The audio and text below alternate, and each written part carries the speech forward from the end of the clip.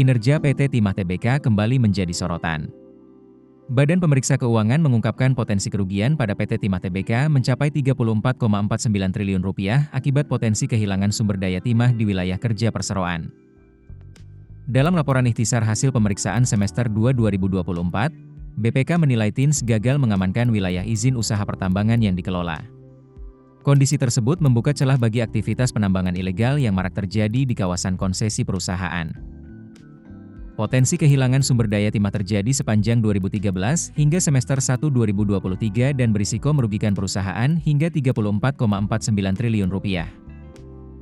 Sebagai pemegang IUP timah terbesar di tanah air, produksi TINS dinilai tak sebanding dengan luas konsesi yang dimiliki.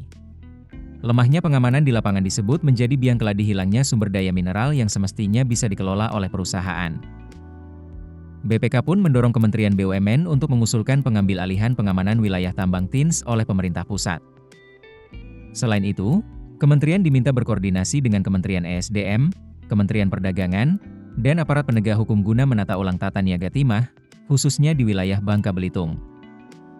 Langkah ini mencakup penertiban terhadap perusahaan swasta dan smelter yang diduga terlibat dalam pengolahan dan ekspor hasil tambang ilegal dari wilayah WIUP milik TINS.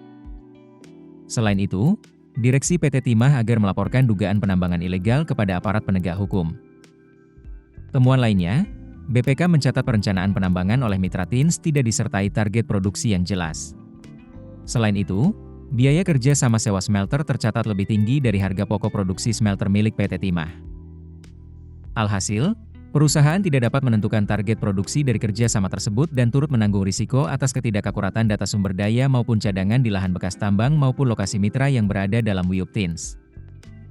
Tak hanya itu, potensi kerugian juga ditemukan pada kerja sama sewa smelter dengan mitra selama periode 2019 hingga 2020.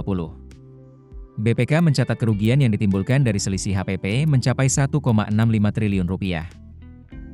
Diberitakan kontan sebelumnya, TINS mengungkap sebanyak 31% lahan tambang dalam izin usaha pertambangan milik mereka tidak dapat digarap karena beberapa masalah kewilayahan, salah satunya karena lahan yang masih tumpang tindih.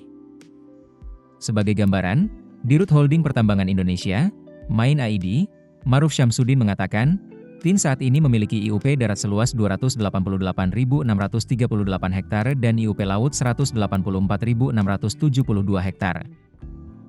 Sekitar 145.808 hektare atau 31% dari total IUP tersebut mengalami tumpang tindih lahan.